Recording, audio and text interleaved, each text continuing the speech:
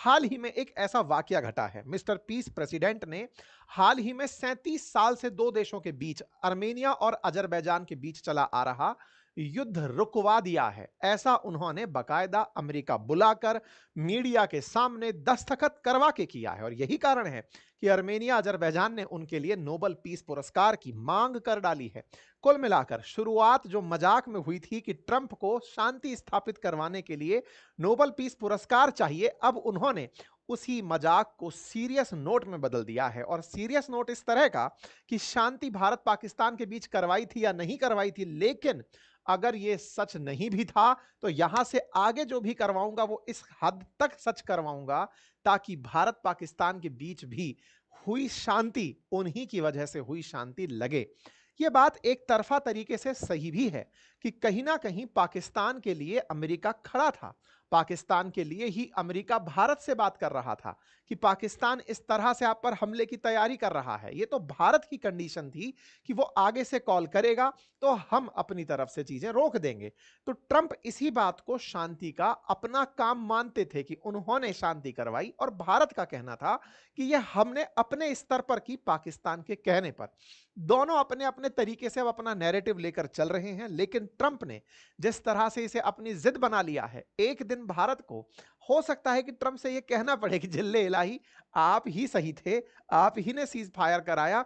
ऐसा ना हो कि दुनिया में अब शांति के नाम पर पहले आप संघर्ष करवाएं और फिर शांति करवा कर कहें कि लाइए हमें पुरस्कार दे दीजिए क्योंकि आपको एक नया फन चढ़ गया है। खैर जो भी है, फिलहाल आज हम आर्मेनिया अजरबैजान की बात करेंगे। दोनों देशों के बीच में शांति होना किस तरह से मायने रखता है और यह शांति क्या वाकई में हो भी पाएगी, यह केवल एक शिगुफा है ट्रंप को खुश करने के लिए कि हां भाई, दुनिया में जहां कॉन्फ्लिक्ट चल रहा है लाओ इन्हें बिठाओ और तुरंत कह दो कि हां ट्रंप ने सब कुछ करवा दिया था। तो आज के सेशन में हम जिक्र करेंगे क्योंकि ट्रंप ने अपनी तरफ से इस historical Armenian Azerbaijan peace deal को करवाया है, लेकिन इस डील में जहां वो ये सोच रहे हैं कि वो करवाकर खुश हो गए हैं, वो एक कैंडिडेट को भूल रहे हैं जिसका नाम पुतिन है। अगर वो एक्टिवेट होते हैं तो ये डील किसी काम की नहीं है, लेकिन हां एक बार के लिए ये हेडलाइन बनाने में जरूर कामयाब हो गए कि इन्होंने इन दोनों को बुलाकर टेबल पर बिठा दिया है। ऐसा लेकिन पहली बार नहीं है, ये लोग कईयों बार इस तरह की बातें कर चुके हैं। सारा इतिहास आज के सेशन में खोलकर बताएंगे क्योंकि कहीं ना कहीं इस दुनिया में जिन पर सबसे ज्यादा प्रेशर डाला जा रहा है वो पुतिन है, जिन्होंने हाल ही में ये स्वीकार किया है कि हां भाई अमेरिका वालों, तुमने हमारे पास में एक आदमी भेजा था, ट्रंप से मिलवाने की बात करते हो, मिल लेंगे। तो 15 अगस्त को पुतिन भी अब ट्रंप से मिल रहे हैं अलास्का में। तो देखना होगा कि कहीं अलास्का में पुतिन और यूक्रेन के जेलेंस्की मिलकर के पीस डील तो साइन नहीं कर लेंगे। और अगर ऐसा वाकई में होता है तो भारत के लिए ये एक और तरीके से अच्छा हो जाएगा कि हां, भारत पर आरोप नहीं लगेगा कि तुमने तेल खरीद करके यूक्रेन को पिटवाया है। हो सकता है फिर पुतिन के ऊपर से सैंक्शन हट जाएं और भारत के लिए सब अच्छा हो जाए। ये सारी बातें हैं, अपडेट के रूप में है। आइए एक एक करके सारी बातें आपको बताएंगे। लेकिन यदि आप राजस्थान से जुड़े हैं और राजस्थान की खबरों में रुचि रखते हैं तो राजस्थान की खबरों के विश्लेषण के लिए हमारा चैनल अंकित इंस्पायर राजस्थान, जिसका लिंक कमेंट बॉक्स में है, उसे सब्सक्राइब कर लीजिए। वहां पर आज हमने राजस्थान के पूर्व मुख्यमंत्री से हुई अपनी बातचीत आपके लिए पेश की है। आप उसे देखें और अपनी राय कमेंट बॉक्स में अवश्य रखें। साथ ही साथ रक्षाबंधन के पावन पर्व पर हमने अपनी पाठशाला और बातें बाजार की इन दोनों एप्लीकेशंस पर भाइयों और बहनों के लिए बहुत ही बेहतरीन ऑफर लॉन्च किया हुआ है। हमारे कोर्सेज में आपको बुक्स फ्री ऑफ कॉस्ट उपलब्ध कराई जा रही हैं। साथ ही साथ mutual funds and stock market के कोर्सेज पर भी बेहतरीन डिस्काउंट ऑफर किए जा रहे हैं बाय यूजिंग कूपन कोड राखी। चलिए शुरुआत करते हैं इस पूरी कहानी की डिटेल में।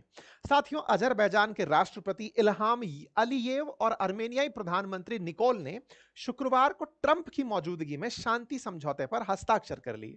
दोनों देशों ने विवादित इलाकों के लिए एक ट्रांजिट कॉरिडोर बनाने पर भी सहमति जता ली और इस ट्रांजिट कॉरिडोर का नाम होगा Trump route for international peace and prosperity. अब ये आर्मेनिया अजरबैजान है कहां, क्या हो रहा है, सारी बातें एक एक करके समझ लेते हैं। देखिए, ये वर्ल्ड के मैप में आर्मेनिया अजरबैजान भारत, रूस या फिर अमेरिका की तरह बड़े क्षेत्रफल वाले देश नहीं है। छोटू छोटू से देश हैं जिन्हें जूम करके तलाशना पड़ेगा। एक बार के लिए तो जब आप तलाश भी रहे हैं तो मैप भी इनको जगह नहीं दे रहा है कि ये कहां है। ये हैं लगभग इस जगह पर, लेकिन मैप पर चूंकि दिखाई नहीं दे रहे हैं इसलिए हमें मैप को जूम करना पड़ेगा। तो चलिए जूम करते हैं। जूम करते हैं तो आपको यहां पर अजरबैजान और आर्मेनिया नामक दो देश दिखाई पड़ते हैं, ईरान के उत्तर में और तुर्की के पूर्व में, ईरान के उत्तर में और तुर्की के पूर्व में। मैप पर पहले दिखाई नहीं दे रहे थे, लेकिन थोड़ा जूम किया तो दिखाई दे गए। इन दो देशों के बीच में कलेश क्या है वो जान लो।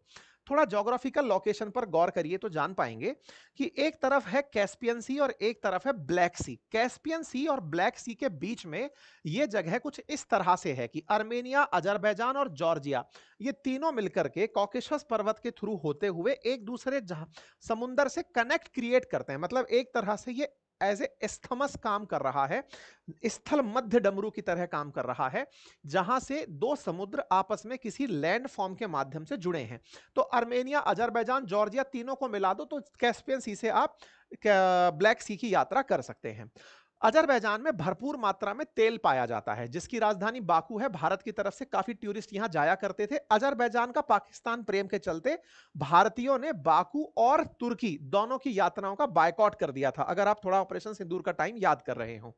तो अजरबैजान वाया अर्मेनिया होकर के ही ब्लैक सी के माध्यम से दुनिया को सामान बेचता है, क्योंकि कैस्पियन सी में नाम भले ही सी जुड़ा हो, लेकिन यह असल में एक सी ना होकर के झील है, क्योंकि कैस्पियन सी को कोई भी अन्य सी नहीं जोड़ता। और समुद्रों की परिभाषा यह कहती है कि कोई भी वाटर बॉडी अगर लैंडलॉक है, चारों तरफ से जमीन से घिरी है, तो वो समुद्र नहीं कहलाएगी। तो कैस्पियन सी में बस सी नाम का है, काम का नहीं है। ब्लैक सी में काम का है, ठीक है। तो यहां से होकर ब्लैक सी, और ब्लैक सी के माध्यम से तमाम स्ट्रेट्स के थ्रू होते हुए मेडिटेरेनियन सी के थ्रू दुनिया की कनेक्टिविटी बनती है। तो भले ही अजरबैजान कितना ही तेल उत्पादित कर ले, लेकिन उसे तेल को ब्लैक सी होकर के ही दुनिया में बेचने का रास्ता मिलता है, और इसके लिए उसे अर्मेनिया वाले रूट की जरूरत पड़ती है। यानी कि तेल यहां से निकलेगा, वाया अर्मेनिया पाइप के थ्रू होते हुए जॉर्जिया भेजेगा, और यहां से तेल को भेजने के बाद ब्लैक सी से उसे ट्रांसपोर्ट किया जाएगा।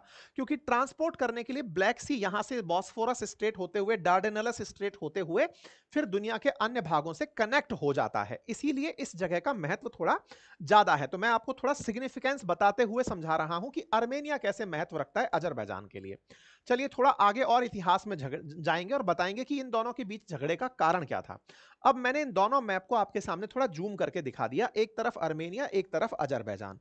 अर्मेनिया ईसाई बहुल देश है और अजरबैजान मुस्लिम बहुल देश है। ये दोनों ही देश कभी 1918 के आसपास आजाद हो गए थे, लेकिन प्रथम विश्व युद्ध समाप्त होने के बाद ये सोवियत रूस का हिस्सा बन गए थे। सोवियत रूस यानी कि सोवियत संघ, जो यूएसएसआर हुआ करता था, उसका हिस्सा बन गए थे। इन दोनों के मध्य में एक छोटा सा क्षेत्र है जो आपको शायद विजिबल हो रहा हो। इस क्षेत्र को नगोर्नी काराबाख क्षेत्र कहा जाता है। यह क्षेत्र अजरबैजान के एरिया में है, लेकिन इस क्षेत्र के अंदर अर्मेनियाई मूल के लोग बहुतायत में रहते हैं। यानी कि यह क्षेत्र होने को तो क्षेत्रफल के आधार पर अगर देखें तो चारों तरफ से अजरबैजान से घिरा हुआ एक हिली स्टेशन है, और इस हिल स्टेशन में अर्मेनियाई मूल के ईसाई लोग ज्यादा रहते हैं। अर्मेनियाई मूल के लोग रहते हैं, इसी कारण से जब यूएसएसआर का विघटन हुआ 1991 में, उस समय स्टालिन ने इस क्षेत्र को अर्मेनिया को अनाउंस कर दिया कि यहां अर्मेनियाई मूल के लोग रहते हैं, तो ये अर्मेनिया का हिस्सा कहलाएगा। चूंकि ये हिस्सा चारों तरफ से अजरबैजान से घिरा था और बीच में अर्मेनिया का हिस्सा आ गया, ये बात अजरबैजान के लोगों को पसंद नहीं आई। ठीक इसी प्रकार से अजरबैजान का ये जो मतलब ये अर्मेनिया का एक किनारा जो है, ये अजरबैजान को दे दिया गया। तो एक तरह से ये क्षेत्र इस तरह से विभाजित हो गया कि इस एक कॉर्नर पर अर्मेनिया के दूसरी तरफ अजरबैजान बैठा है, और अजरबैजान के अंदर अर्मेनिया बैठा है। बड़ा ही विचित्र प्रकार का विभाजन ज्योग्राफी के आधार पर रहा। 1991 में जब सोवियत रूस का विघटन हुआ, उस समय पर यूएसएसआर टूटकर 15 देशों में बटा। उनमें से 2 देश अर्मेनिया और अजरबैजान भी थे। जमीनों का जो ये अनइक्वल तरीके से डिस्ट्रीब्यूशन हुआ, इसके चलते इस क्षेत्र में जो लोग रह रहे थे, यानी कि इस पर्टिकुलर क्षेत्र में जो अर्मेनियाई मूल के लोग रह रहे थे, उन्हें अजरबैजान के लोगों से दिक्कतें होने लगी, और वहीं से युद्ध ने जन्म लिया। इन दोनों के बीच इसी युद्ध को खत्म कराने के लिए ये इस तरह का पीस डील साइन कर रहे हैं। आप जो यहां पर तस्वीरें देख रहे हैं जिसमें ट्रंप है, ट्रंप के साथ में दोनों देश के, एक तरफ के राष्ट्रपति, एक के प्रधानमंत्री, अर्मेनिया के प्रधानमंत्री, अजरबैजान के राष्ट्रपति आपको जो दिखाई दे रहे हैं साइन करते हुए, और ट्रंप के साथ खड़े होते हुए वो पीस प्रेसिडेंट के साथ इसी बात के लिए हैं कि इन्होंने संघर्ष खत्म करवा दिया। अब सवाल यह है कि कौन सा संघर्ष खत्म करवा दिया है, हुआ क्या है। मैं इस बात को और ऐतिहासिक रूप से डिटेल में लेकर चलूंगा, लेकिन फिलहाल के लिए इतना सा जान लीजिए कि यहां पर 2023 में इस अर्मेनियाई क्षेत्र पर अजरबैजान ने कब्जा कर लिया था। कब्जा कर लिया तो अर्मेनिया वैसे ही हारा हुआ था। इस तरफ अगर बात की जाए तो ये वाला जो क्षेत्र है, इस क्षेत्र पे जहां अजरबैजान का कब्जा है, अर्मेनिया वाले इस क्षेत्र की कनेक्टिविटी मेन अर्मेनिया अजरबैजान से होने नहीं देते थे। इन दोनों के बीच की कनेक्टिविटी ट्रंप ने करवा दी है और इस कॉरिडोर का नाम ट्रंप पीस कॉरिडोर रखवा दिया है और ये अगले हफ्ते से काम भी शुरू हो जाएगा। मतलब अजरबैजान को एक तरीके से अर्मेनिया से ज्यादा राहत उपलब्ध हुई है, क्योंकि ये तो उसका मान ही लिया गया, साथ में इस क्षेत्र से इसकी कनेक्टिविटी और तय कर दी गई। दूसरी बड़ी बात, अर्मेनिया केवल यहां से अब शांति पाएगा कि कम से कम उसे और संघर्षों का सामना नहीं करना पड़ेगा। ठीक है साहब, तो एक तरह से इन दोनों के बीच में पीस डील होती है। पीस डील के अंदर ट्रंप फिर से कहने लगते हैं कि मैंने इंडिया पाकिस्तान के बीच में युद्ध रुकवाया, कांगो रवांडा के बीच में रुकवाया, थाईलैंड और कंबोडिया के बीच में रुकवाया, अब मैं अर्मेनिया अजरबैजान के बीच रुकवा रहा हूं। दुनिया में 6 जंग रुकवा चुका हूं। मतलब भारत को यह बिना याद किए अपने दिन की शुरुआत नहीं करते और हम भारतीयों को चाहिए कि अब इन्हें इनकी इच्छा के हिसाब से, कई बार हमें अपने घर के बड़ों को और जो थोड़े बुजुर्ग हो चुके होते हैं उन्हें भी बच्चा मान करके ही ट्रीट करना होता है और हमारे तो संस्कारों में है बड़ों का सम्मान, छोटों को प्यार और महिलाओं के लिए इस तरह का व्यवहार कि वो हमारे साथ सुरक्षित महसूस करें। तो क्यों ना हम ट्रंप को और बड़ा मानते हुए ये कहें कि ट्रंप आप बड़े भी हैं, बचपने की हरकत करते हैं, मान लेते हैं कि आप ने ऐसा किया, क्योंकि आप इसके चलते पता नहीं दुनिया में क्या कुछ ऐसा कर जाएंगे जो भविष्य में बड़े संघर्ष का कारण बनेगा। फिलहाल के लिए आपने इस तरह के काम किए, कुल गिनाया कि उन्होंने भारत समेत कितने युद्ध रुकवाए, जो युद्ध भारत डिनाय कर चुका है, जिससे ट्रंप चिढ़े पड़े हैं कि ये लोग मेरा नोबेल पीस पुरस्कार छीन ना लें, इन्होंने अर्मेनिया अजरबैजान को मिलाकर हैंडशेक करवा दिया। अब इसको थोड़ा सा यूएसएसआर के रूप से भी समझ लीजिए। ये था पूरा यूएसएसआर 1991 से पहले, लेकिन 1991 में जब ये टूटा और 15 देश बने तो ये Russia, Estonia, Latvia, Lithuania, Belarus, Ukraine, Moldova, Georgia, Armenia, Azerbaijan, Kazakhstan, Uzbekistan, Turkmenistan, Kyrgyzstan, Tajikistan, ये सारे के सारे देश बनकर आए थे। ये जो किस्तान किस्तान वाले जो देश हैं ये सेंट्रल एशियन कंट्रीज कहलाते हैं आज के समय पर। बाकी जो देश हैं वो अपने अपने हिसाब से, कोई बाल्टिक कंट्री की तरफ, बाल्टिक ओशन की तरफ है तो बाल्टिक कंट्री कहला रहा है। ऐसे ही अर्मेनिया, अजरबैजान इनमें से 2 देश हैं जिन्हें आप लोग यहां पर चर्चा 9-10 नंबर पर कर रहे हैं। शुरुआती रूप से तो ये लड़ते झगड़ते आए ही थे, लेकिन ये झगड़ा 1991 के आसपास तब ज्यादा बढ़ गया जब ये स्वतंत्र हो लिए और उनके स्वतंत्र होने में यही वाला अर्मेनिया अजरबैजान क्षेत्र सबसे ज्यादा चर्चा का कारण बना था। ये जो नख्चीवान ऑटोनोमस रीजन है, नख्चीवान, इस नख्चीवान को ही ट्रंप ने अब एक पास दिलवा दिया है ताकि इस क्षेत्र से यहां से अजरबैजान का रास्ता निकलकर आ सके। पहले एक लचिन कॉरिडोर हुआ करता था जो कि इस नगोर्नी काराबाग को अर्मेनिया से जोड़कर चलता था। बाय द वे, ये तो मैंने आपको सारी की सारी कहानी बता दी। टाइम के हिसाब से बताऊं तो 1988 से 91 के बीच में जो युद्ध शुरू हुआ था, असल मायने में उसे अब राहत मिली है, इसीलिए इसे 37 साल पुराना संघर्ष कहा जा रहा है। लेकिन यहां पर एक इंटरेस्टिंग चीज है, और वो इंटरेस्टिंग चीज जो मैंने शुरुआत में बताई थी कि यह क्षेत्र अर्मेनिया के लिए क्यों महत्वपूर्ण है और अजरबैजान क्यों इस क्षेत्र को कंट्रोल करना चाहता था। तो असल में क्या है कि नगोर्नी काराबाग ज्योग्राफिकल रूप से तो अजरबैजान के भीतर आता है, लेकिन अर्मेनिया ने यहां पर मतलब जबरदस्ती कब्जा किया हुआ था इस क्षेत्र में। ये वाला जो क्षेत्र में मतलब अर्मेनिया अजरबैजान वाला जो बता रहा हूं, इस क्षेत्र से होकर के अजरबैजान को अपनी पाइपलाइन भेजनी होती थी। मैंने कहा कि बताई थी, कैस्पियन सागर से अगर ब्लैक सी भेजना है तो रास्ता यहीं होकर निकल रहा है। तो ये जो रास्ता होकर यहां से निकल रहा है ना, उस रास्ते में नगोर्नी काराबाख में बैठे हुए अर्मेनियाई लोग इसके पाइप वगैरह तोड़ दिया करते थे, कॉरिडोर को तोड़ दिया करते थे। इससे अजरबैजान को बहुत नुकसान होता था। तो अर्मेनिया अजरबैजान में अजरबैजान को जो नुकसान इकोनॉमिक रूप से हो रहा था, अब वो नहीं होगा। ट्रंप ने कहा है कि वो इन दोनों को आपस में जोड़ देगा, जोड़ने की वजह से यहां से अब बढ़िया रास्ता बनेगा और वो ब्लैक सी तक पहुंचेगा। इसका मतलब यहां से आगे अजरबैजान का जो ऑयल है वो ब्लैक सी में इजीली पहुंच पाएगा अर्मेनिया अजरबैजान के बीच में हुए इस शांति समझौते से। अब सवाल आता है, भारत पाकिस्तान से इसकी क्या तुलना होती है? ये बिल्कुल होती है। इसका भारत पाकिस्तान कनेक्शन मैं आपको बताता हूं। देखिए, अजरबैजान का सपोर्ट हमेशा पाकिस्तान करता आया है क्योंकि वो एक मुस्लिम कंट्री है, तो मुस्लिम ब्रदरहुड दिखाने के लिए। दूसरा, अर्मेनिया में ईसाई बहुल हैं। ईसाइयों की बहुतायत इंडिया के हिंदुओं से मैच करती हुई बताई जाती है कि वहां पर जैसे हिंदू और मुस्लिम भारत पाकिस्तान के अंदर झगड़ रहे हैं, ऐसे ईसाई और मुस्लिम अर्मेनिया अजरबैजान में लड़ रहे हैं। अर्मेनिया को भारत का सपोर्ट रहा है। भारत ने अर्मेनिया को अपनी तरफ से डिफेंस इक्विपमेंट भी ऑफर किए हैं।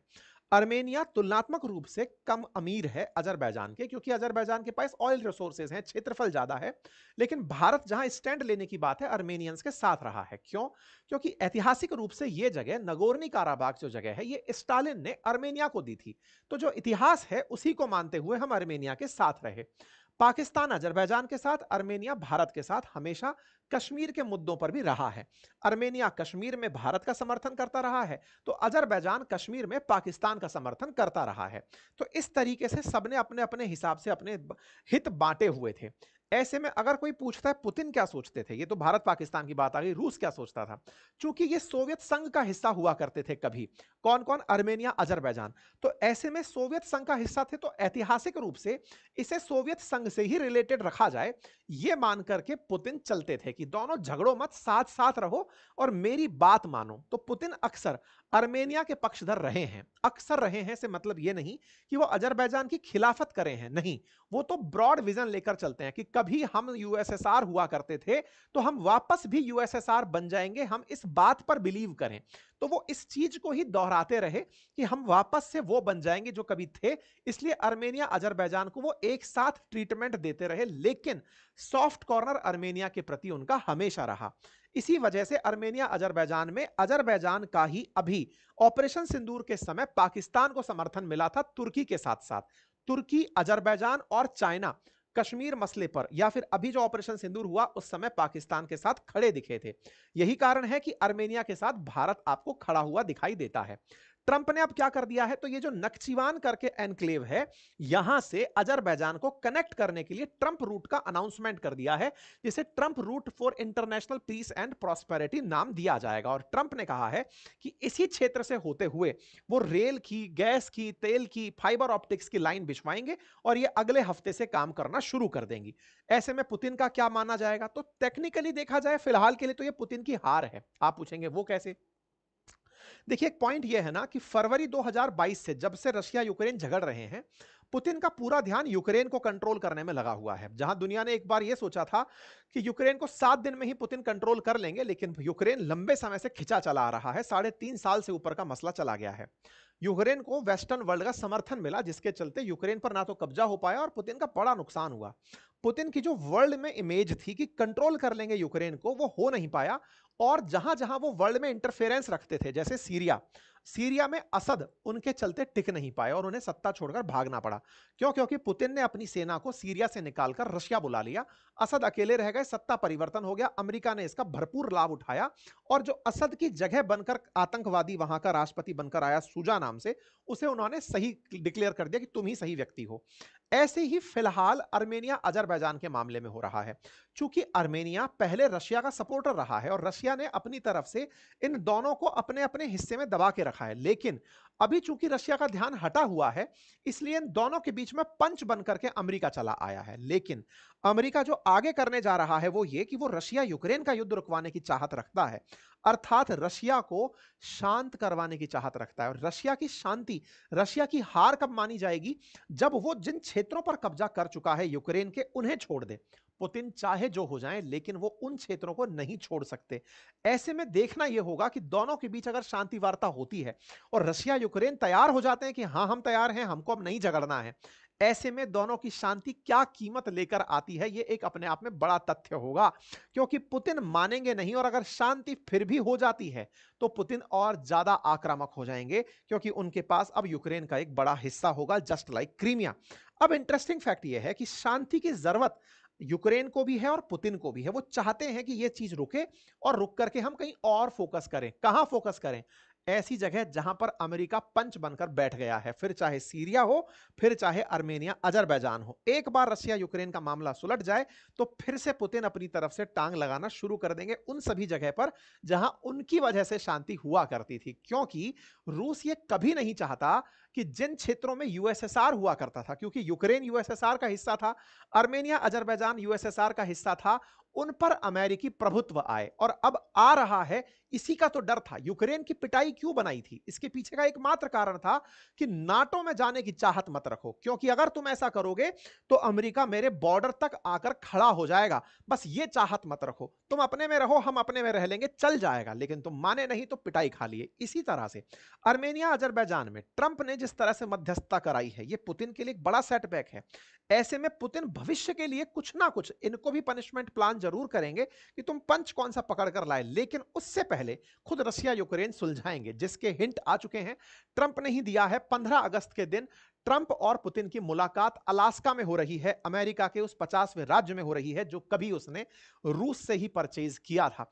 ऐसे में आने वाले समय में देखना होगा कि यह किस तरह से मायना रखता है। ट्रंप को अगर रशिया यूक्रेन युद्ध रुकवाने में कामयाबी मिलती है तो सही मायने में फिर तो भारत को भी कहना चाहिए कि ट्रंप को आप शांति पुरस्कार दे ही दीजिए, क्योंकि वाकई में ये शांति लेकर आ गए हैं। जोक्स अपार्ट, दुनिया में जो भी हो रहा है फिलहाल के लिए अमेरिकी वर्चस्व को बखूबी स्थापित कर रहा है, और इस बखूबी स्थापना में दुनिया किस तरह से इस चीज को लिखेगी आने वाला समय इतिहास में ही गवाही देगा। फिलहाल के लिए इतना ही। बाकी आप सभी लोग क्या सोचते हैं अपनी राय कमेंट बॉक्स में जरूर बताइए।